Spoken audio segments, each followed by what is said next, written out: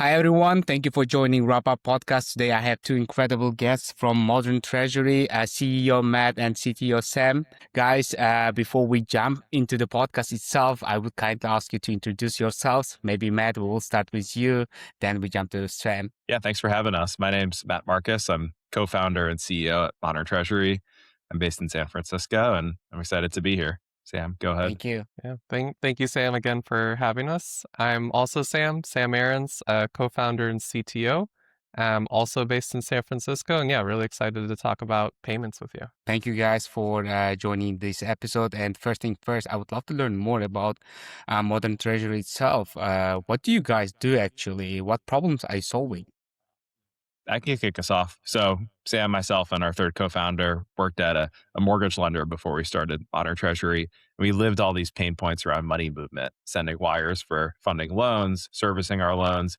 And we realized that there's this huge unsolved problem around payments, especially in the world of bank payments. So think like Right. ACH and wires and checks. And so we started Modern Treasury to be that simple, easy to use payments platform for fintechs or marketplaces or anybody with embedded payments or really payments at scale in their products or platforms. And so, since we started the company in 2018, we built out this API first platform that works with a lot of the leading startups up to, large institutions or enterprises to help them move money at scale. So that's Right. that payment software I mentioned there. Right. Sam, would you like to add anything here? Yeah, I would like to add a little bit that when Modern Treasury was first started, we really came in at a time where there weren't really a lot of solutions for automating bank payments. And Okay. so for the most of Modern Treasury's life, that has been our focus. And I know we'll talk about this in a little bit, how we're Sure. adding more to that. But a lot of our bread and butter for Modern Treasury comes from bank to bank rails. It comes from ACH, it comes from Wire, it comes from RTP and FedNow. And that's Mhm. just a distinction from a lot of processors, a lot of payment providers in the space who might deal with other payment rails. Modern Treasury is very much bank to bank focused, and that's a Right. little bit different in the space. And so there's a lot of challenges with that. There's also a lot of advantages to that as well. So you said it's a bit different versus what? If you could just explain in a couple of words. I mean, one of the biggest differences is especially around people who are dealing with cards. Yeah. Modern Treasury historically hasn't really dealt with cards, but I think one of the more interesting things is that we don't make any effort to hide the underlying system that we're using. Like we make ACH, wires, RTP, FedNow, and checks as well, paper checks.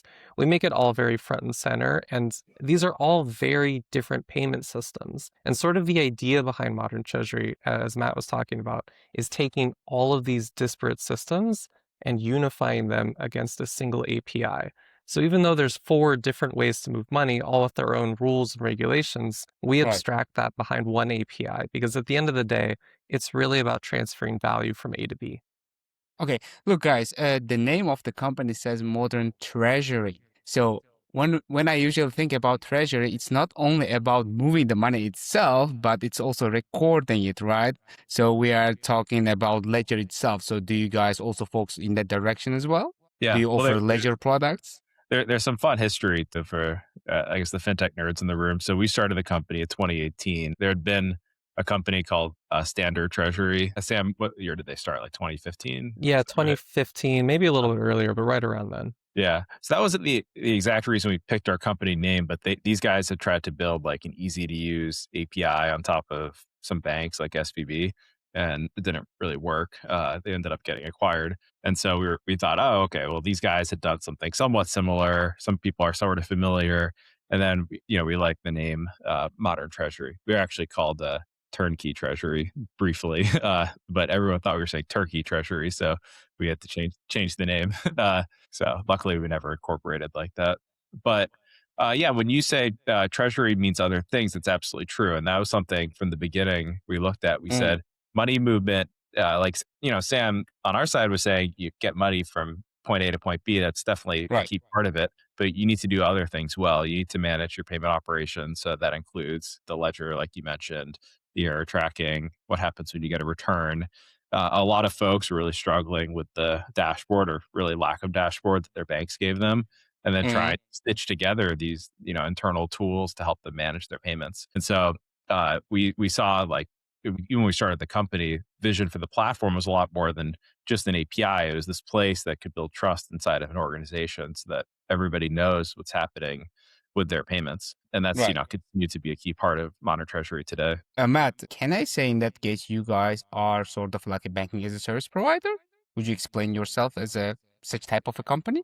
We are unabashedly not a banking as a service provider, so we have never called ourselves that, and we'll never call ourselves that. I would say there's banking as a service is different there. So the banking as a service platforms are very intrinsically tied to the banks that they work with, and so they Okay. help companies work and pair with the BaaS platform and the bank, build a program with them.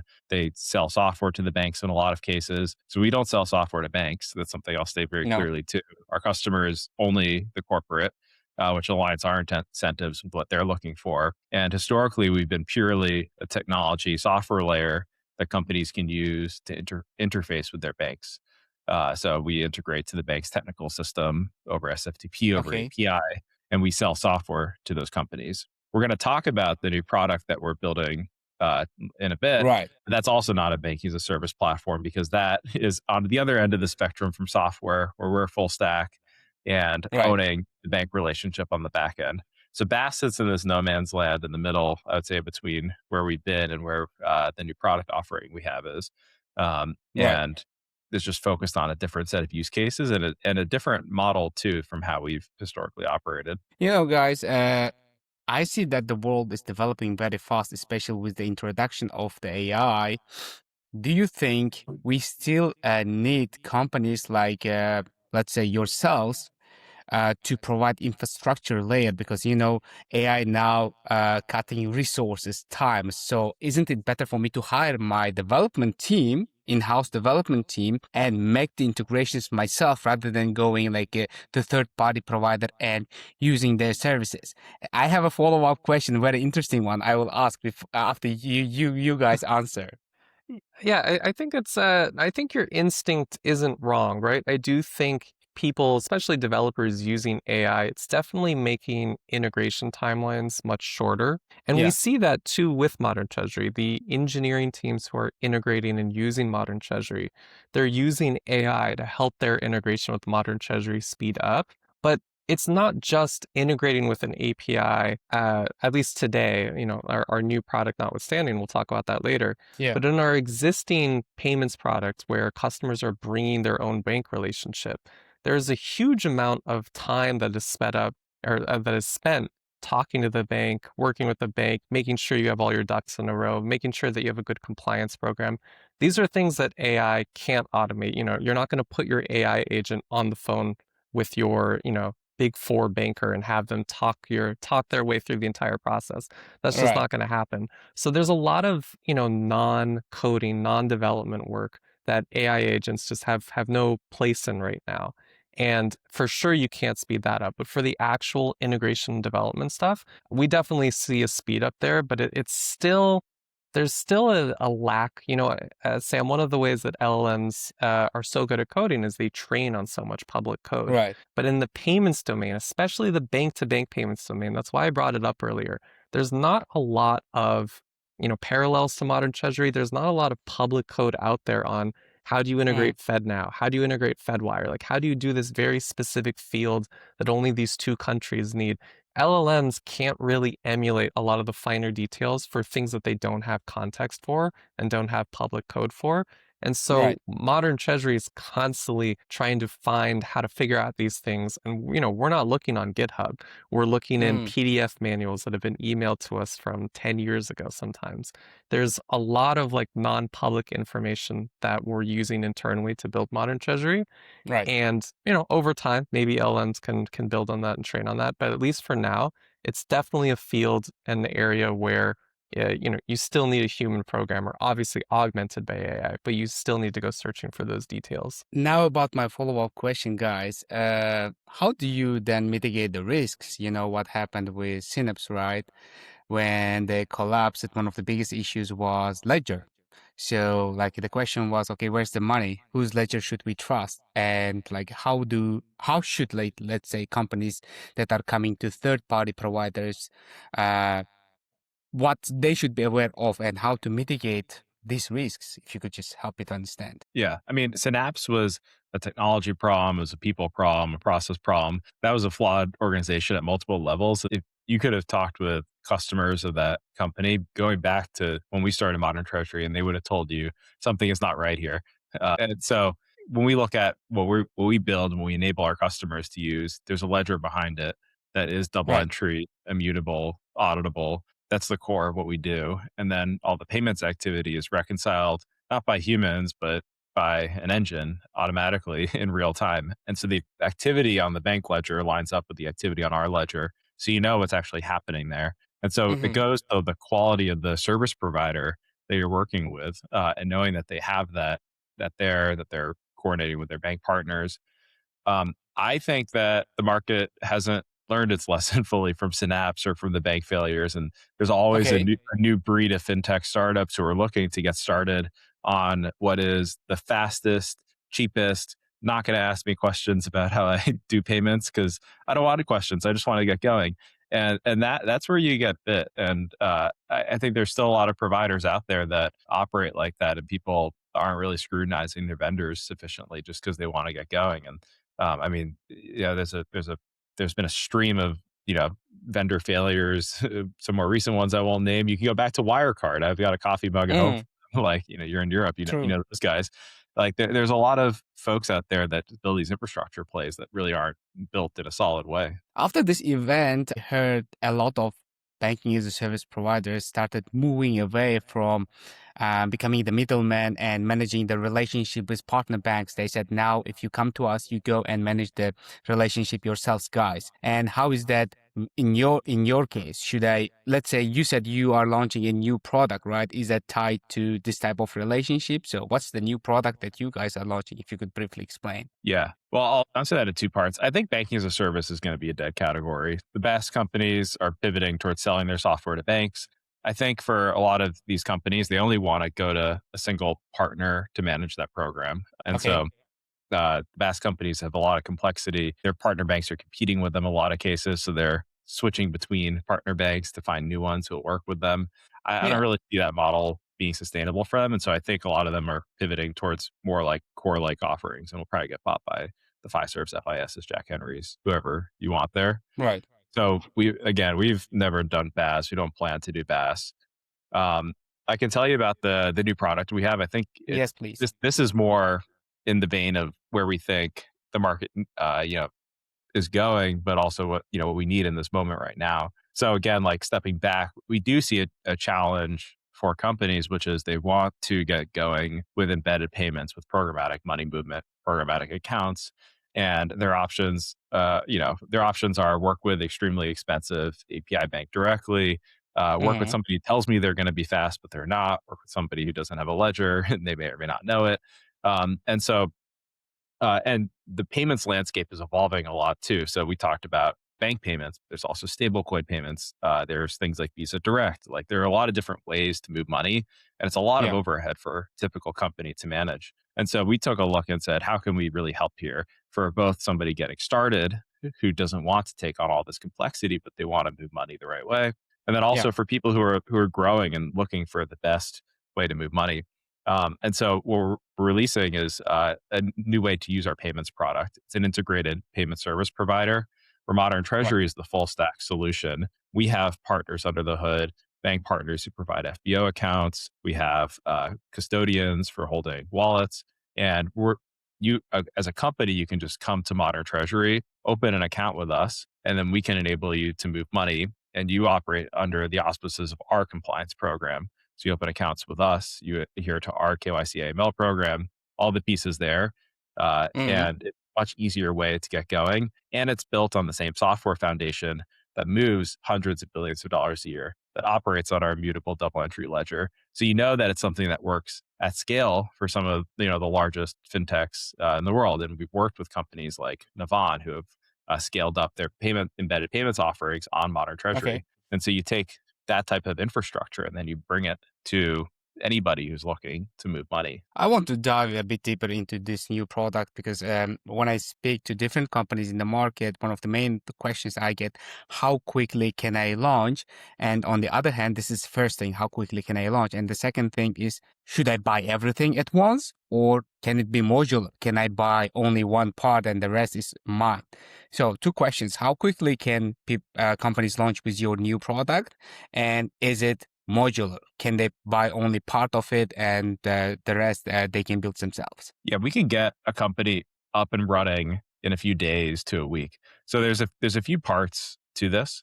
One Okay. is integrating to your payments platform. I'm going to say I think we have hands down the best developer platform in the payment space in terms of API ergonomics. Sam and I still personally review all the API changes that go out. Yep. So that's our attention to care. It's not the UI gimmicks and buttons. It's what we're putting in our API for our customers. And then Right. it extends into the developer tooling that our customers use.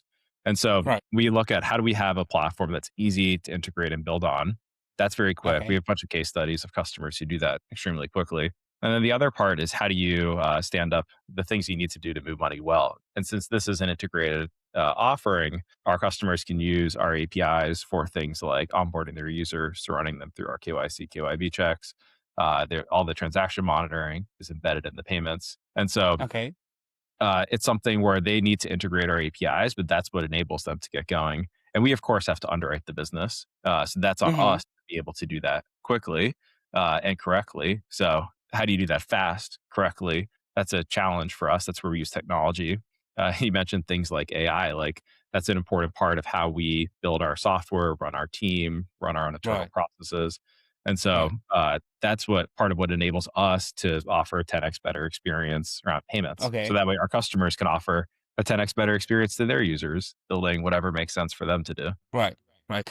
And another question I have when it comes to this type of programs, who owns the compliance? Is it you guys or it's your customers? Because in early days of embedded finance or banking as a service provider, it was like the fintech that's coming to banking and service provider, they usually own the compliance part, and info providers, they provide only APIs and the rest was on the customer. But I think things are changing, and now regulators are requiring that banking and service or info providers to own the compliance stack as well and be responsible for transaction monitoring, customer onboarding, and etc. What's that in your case? It's Modern Treasury. Modern Treasury owns the compliance program. We power that with software, but we're the ones who are responsible for enforcing the rules, making sure that all of our customers are abiding by our rules. Okay. It really comes down to product experience, Sam. This is something Matt was talking about. So we really want our customers to have the cleanest product experience. And what we've found is that by having Modern Treasury enforce compliance and enforce the rules, it just Hmm. makes it a lot easier. There's no room for interpretation. It's very clear what the rules are. And it just makes it easier for customers to get onboarded and start moving money if Okay. there's just very clear and consistent guidelines. So we're owning that compliance process ourselves. Okay, makes sense. And when we talk about payments, as you guys already mentioned, every day a new type of payment is coming up, as you said, stable coins, Visa Direct, and etc. And for the last couple of years, it's been stable coins. I see like they're booming everywhere. So as one of the rails, do you guys offer stable coins as well? That's actually one of the exciting things about this new product is that from Okay. day one, it supports the ability to send and receive stablecoins. So Modern Treasury, a few months ago, we acquired a company called Beam. Beam was a kind of stablecoin on-ramp and off-ramp company, but didn't Okay. have a lot of those bank-to-bank rails that I had mentioned before, Sam, where it had some capabilities of ACH, but all the FedNow, FedWire stuff that Modern Treasury does, we sort of combine these two things together into this new product. And so from the beginning, this new payments product or this existing payments product that we're augmenting with this new system where we can provide these accounts for you. From day one, it supports stablecoins, it supports Wire, it supports FedNow, and it supports ACH as well. So we really have this product that is multi-rail and multiple different payment systems, but it's all under a single API because we still want those developer ergonomics, those Mm. payment operations to be really consistent and streamlined. What about cards? What are you guys with the cards? Because in the beginning you mentioned that you are not offering cards. Are you planning to offer cards? Cards is in the pipeline. Definitely the first thing we will start offering, maybe in the next couple months here, is push to card. That's something that a lot of customers have asked us for. That's something that customers really need, is the ability to push payments into a card. As for card acceptance, definitely on the roadmap. There's no point in us kind of not doing it. It's just a matter of timeline and really a matter of customer demands. But I think in the fullness of time, Modern Treasury is definitely going to have a much deeper card integration. It just really depends on what customers need. I would also love to learn more about the AI play in this new product that you guys are offering.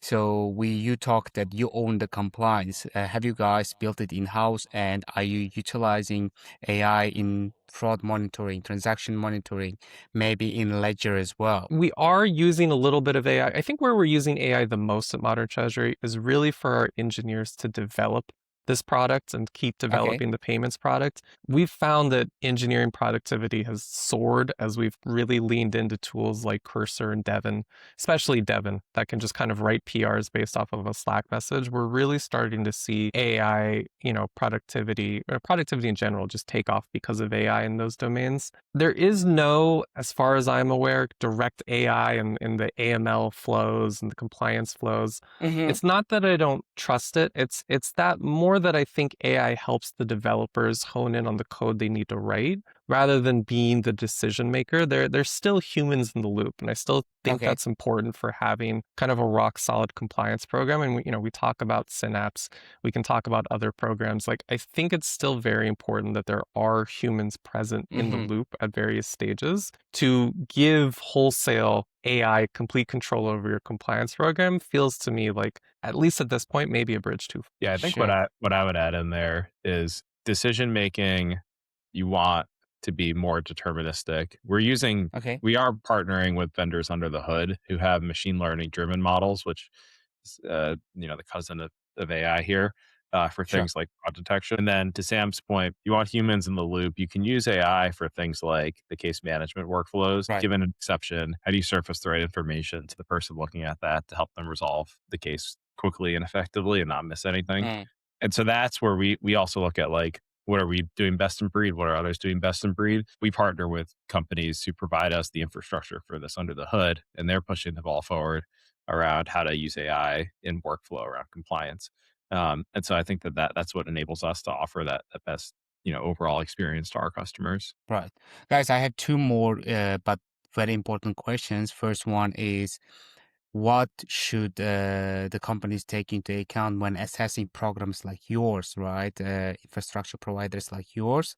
This is first question. And my last question would be, where do you think the payment stack or the payment rails are going the next 5 years? How it will be different from now? Okay. So two pretty different questions. They do relate to a little bit overall. I think a lot of folks they're building a really critical part to their business. They're moving money. Right. That's how they deliver an experience to their users. And so they come in and say, I need something critical, absolutely critical to how my thing works, but I want it to be, the cheapest, or like I don't want to pay any money. That's a Right. comment that you see here.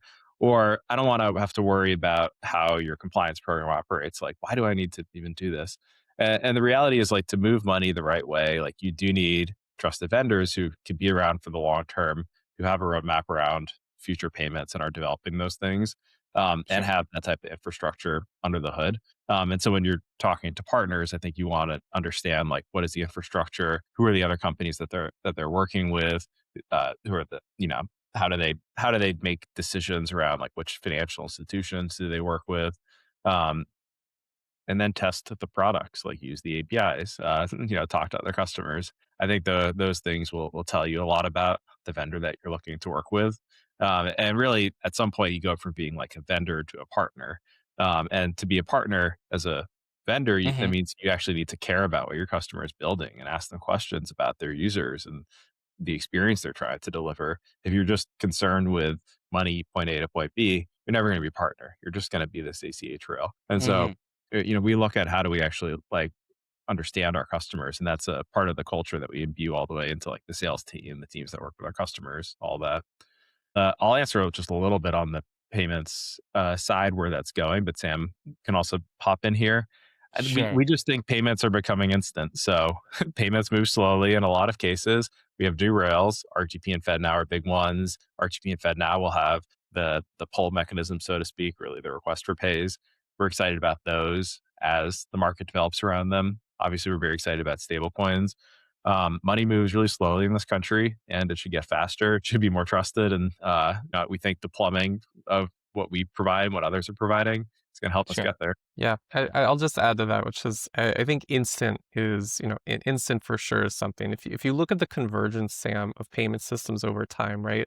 If you look at, RTP in 2018 and FedNow a couple years ago and stable coins more recently, there's a Yeah. trend for instant payments. There's a trend for cheap payments because these newer payment rails are all relatively fantastically cheap for the speed that they offer. And we're looking for kind of usability as well. There's a lot of people who uh, know how to use an instant payment because systems like Venmo have existed in Right. the United States for, a decade and a half. And so all the consumers in the United States are trained on this idea of cheap, potentially free instant payments and being able to request payments. I think there's this really pent up consumer demand for good usability, instant and cheap. And I think that's where we're going to see the market going over the next, I think you asked 5 to 10 years, is payments are going to get faster, they're going to get cheaper, they're going to get more usable. And we're Right. converging on, maybe having one rail that is all three of those, and then some other rails that fill in some of the other gaps where,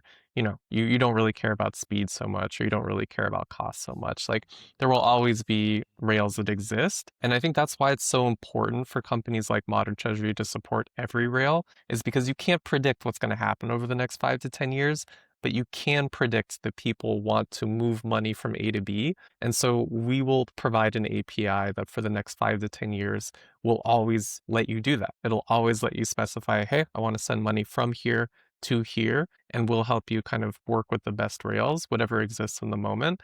That's something that's never going to go away, is the transferring of value. Guys, for the companies that would like to start working with you, how do they get started? It's pretty easy. You come to our website.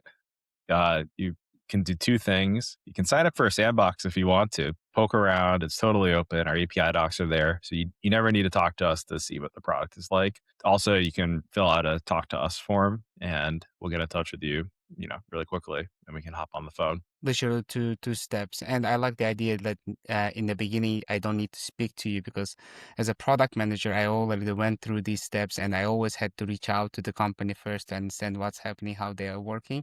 Yeah. If you want a really simple litmus test to see if a company understands developers, if they require you to talk to them to see their docs or to make a sandbox, they don't. And that's all that you need to know that You this should is run. the best development experience. Nothing is more annoying than having to need a password to look at public documentation for an API. I mean, Agree. Matt and I are just really ticked off by that kind of behavior. Everything should be open. You should be able to get started by yourself just looking at the documentation. And that's why we strive to make the documentation really clear, but also extremely open. Anyone can take a look at it. And that's something that we kind of, pride ourselves on. Before we wrap up this episode of podcast, do you guys have any last comments that you would like to share with my audience? We're excited about bringing our new payments offering to the market. And when we think about what we're doing here at Modern Treasury, it's building the most trusted infrastructure for global money movement. So if you're looking to embed payments in your product, scale your money movement offerings, come chat with us, and we're excited to partner with you.